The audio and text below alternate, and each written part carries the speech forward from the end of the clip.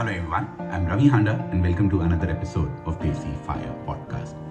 Today I'm going to talk to you about expenses in retirement and on the more specific point that your expenses will decrease in retirement. Not based on a gut feeling or a hunch or what I have seen that happens with my dad, but based on data. So let's begin.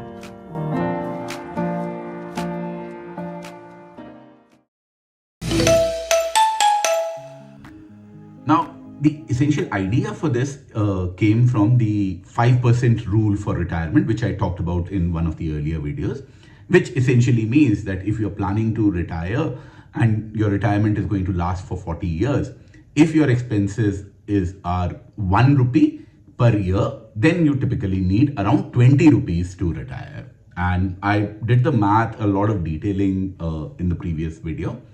The issues which help such a rather on the higher withdrawal rate or the starting number is because of 5 key reasons. And in the priority order, at least in my opinion, these are the 5 reasons. One is that it is a realistic withdrawal rate and not a safe withdrawal rate. Safe withdrawal rate takes care of the worst case scenario. It's highly unlikely that you and I are going to be in the worst case scenario when we are starting out.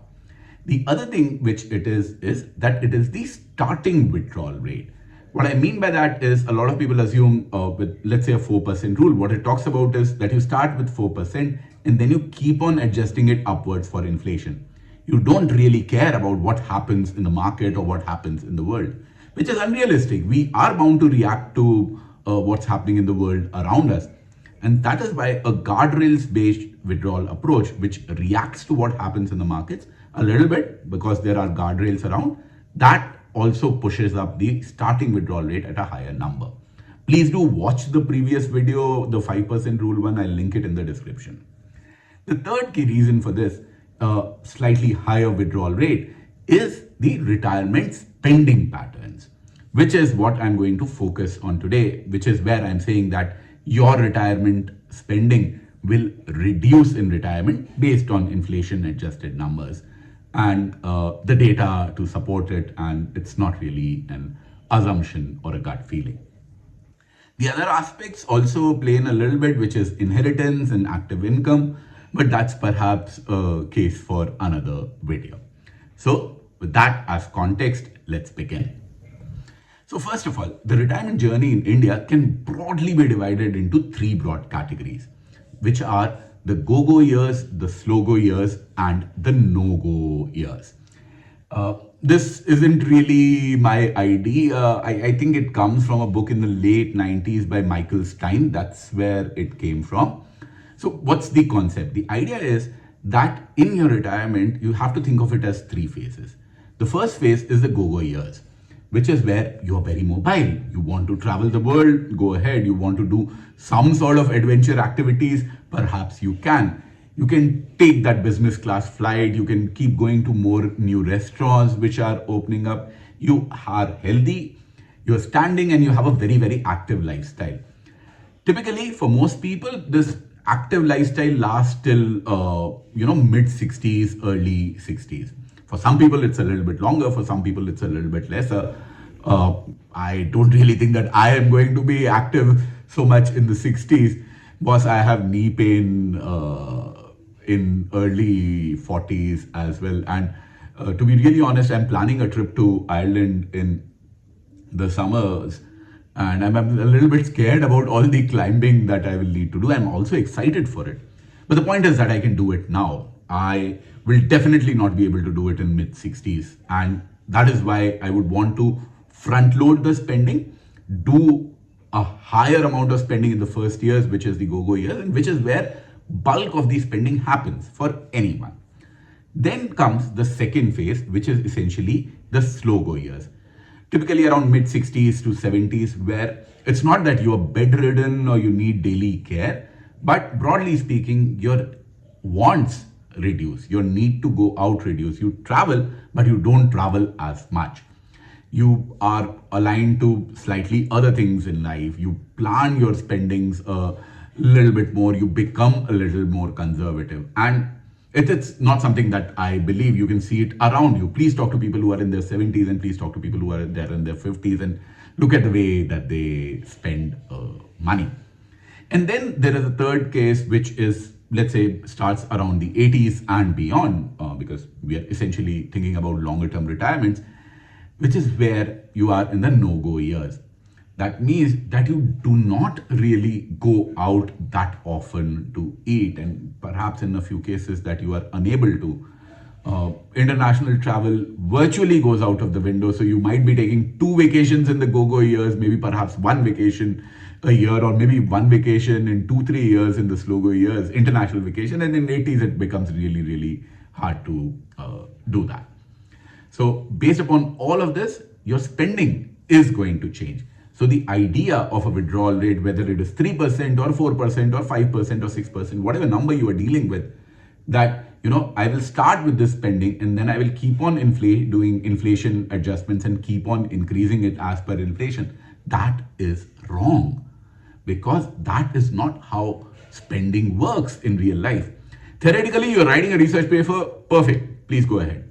You are trying to make a point about how math works, perfect, but that's not really how life is going to work. It's not a simulation on an Excel, and we need to account for these realistic scenarios. Once again, these realistic scenarios is not something that I am saying. These are the realistic scenarios that I'm talking about based upon data. So what is the data that I looked at? So first of all, this is the first table that I would like to discuss. This first table comes from a research paper which was done in January 2005 called Understanding Expenditure Patterns in Retirement. Let's have a look at it. So what it talks about is, it looked at people in 3 categories, very similar to the slow go idea that I was talking about. The 53 to 64 age bracket, people who are married, 65 to 74 bracket, and people who were 75 and above. And what they noticed was that the median level of expenses were $17,400, $15,000, and $13,000. The actual values don't really matter, but this is the pattern that was observed, and it's essentially they have large amount of data as well. It's not 1% or 2%. They are looking at thousands of people. 1,700, 1,200 are the numbers which are given here. It was not just for married people. It was not just for non-married people, and even all people. This was observed in this particular paper. The paper is linked in the description, so I'm not making this up. You can go and click on that. So the spending has fallen here, and as you can see, this is repeated. So this is from a 2005 paper in the US. Then comes the second paper which I like to talk about, and this is essentially the one which gave us the concept of the retirement smile. Personally, in my opinion, this is the paper that you should definitely sit down and read from start to end, because it gives us a lot of information. The paper is called Exploring the Retirement Consumption Puzzle by David Blanchett. Brilliant PDF, and also it's not very long, so you can actually sit and go through it. So he essentially came up with the idea of the retirement smile. As you can see, it's forming some sort of a smile pattern once again here and here. What it talks about is that as you age, your spending falls. In the paper that he observed that it falls by something like 0.9% per year, or close to 1% per year. And overall, let's say a 30 or a 40-year retirement, it can actually fall to 20 to 30%. Yes, there is a certain amount of uptick towards the end, which is essentially the healthcare costs. And that is understandable, because the healthcare costs will be there once you are about to, leave the world, die, go off, or whatever term you want to give it. But the idea that your expenses will reduce in retirement, and overall the total amount of money that you will spend in your, let's say, 10 of your go-go years versus 10 of your no-go years and the slow-go years, they will reduce. It is not essentially an assumption. There is data to back this up. So you should read this paper as well. Or rather, this is the paper that you should read, and I'll link it in the comments. So this one comes from Mandatory Retirement and the Consumption Puzzle by Yin Dong at University of California. That's where he did this research. And what he did was, he not only looked at expenses, he looked at the entire breakup so to say. So he looked at the food expenses. So at 60, you see, again, income starts declining, which is sort of obvious because you will not be making that much money anymore. But your food expenses reduce, your clothing expenses reduce, your transportation expenses reduce, and even all your other expenses also reduce. This is the data for China. So happens in the US, happens in China, fair enough to say, will happen in India as well. And once again, you can talk to people who are in their 60s, 70s around you, maybe your parents, maybe you are a 60, 70-year-old who is watching this. And if you are, please let us know how your expenses have increased or reduced. But instead of looking at individual data points and anecdotal cases, it's much better to look at research or a large amount of data. So don't really rely on individual data points, but bigger ones. So this is another one which comes. And then finally, this is the fourth paper that I read on this particular topic. And this is the one that I liked the most because it had the highest amount of data. It's a little long, it's a little cumbersome, but still, if you can find the time, please do give it a read as well. This one is called How Do Retirees' Spending Patterns Change Over Time? Which is effectively what I'm trying to do here. I'm just copying the research by Zara Ibrahimi from Employee Benefit Research Institute. Again, brilliant paper. Once again, it does give us the sort of breakup in the same idea of the go-go years, the slow-go years, and the no-go years, as you can see. Broadly speaking, they looked at various data points, people in 2005, 2007 till 2017. And the pattern to note here is, in the go-go years, nearly all the years that you look at, you were spending more than the slow-go years.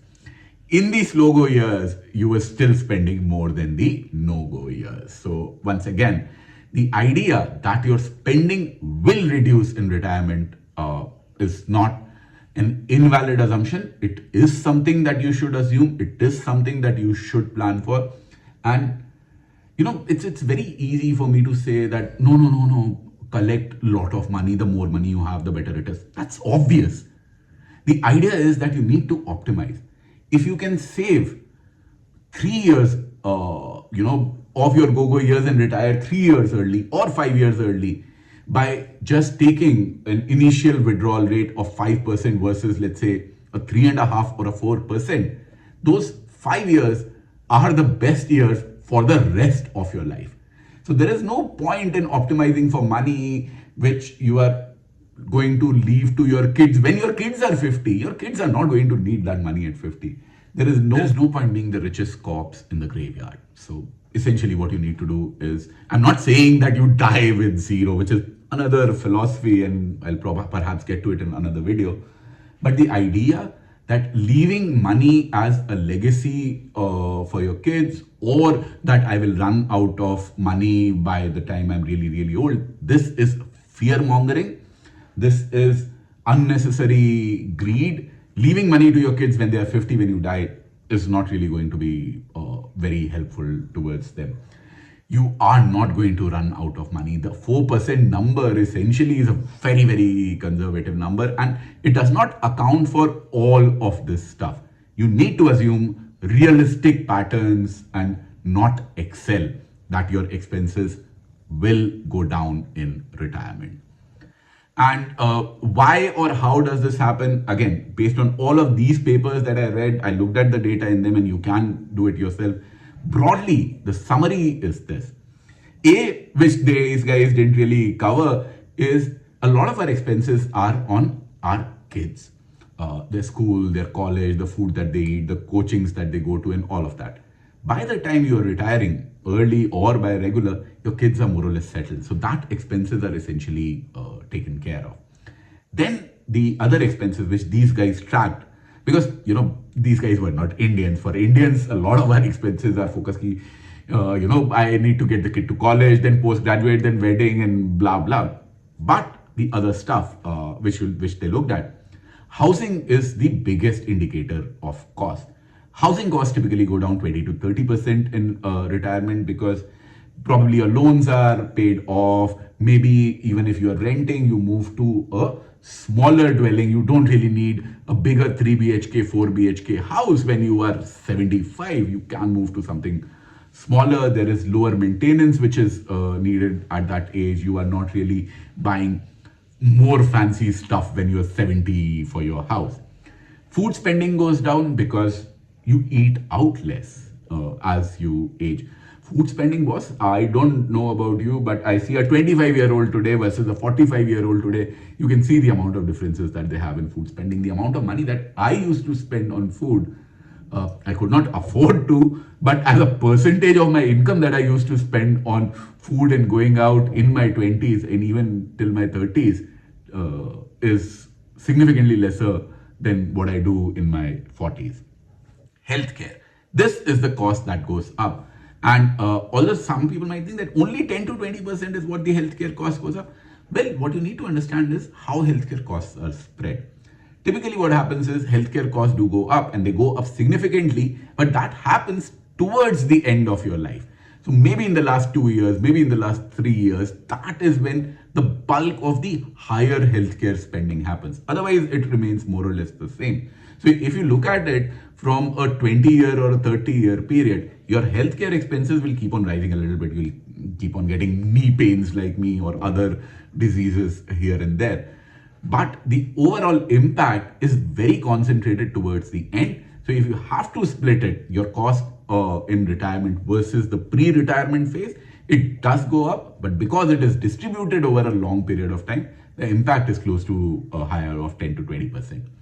The costs which go down, transportation costs go down significantly because in bulk of your retirement, you are not really taking that amount of vacations, that amount of travel does not happen. Entertainment and travel is another one which goes down by more than 50%.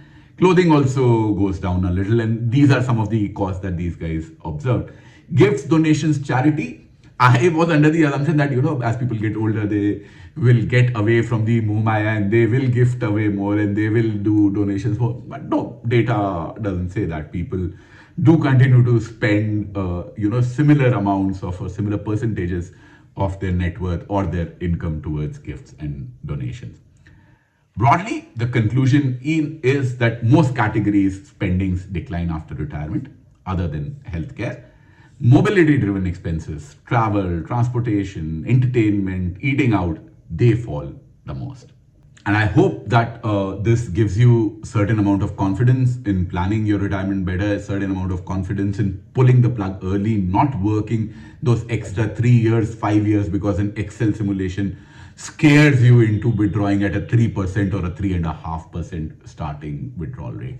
Once again, this is one of the factors which can lead you to a higher withdrawal rate. The other two being the realistic one and the starting withdrawal rate and guardrail based dynamic withdrawals. Please do watch that video. Or perhaps I will make deep dive videos for those as well. Hope you liked this video. If you did, please remember to like it. Please remember to subscribe to our channel. And do check out the website handauncle.com. That's a new project that I'm working on. Thank you.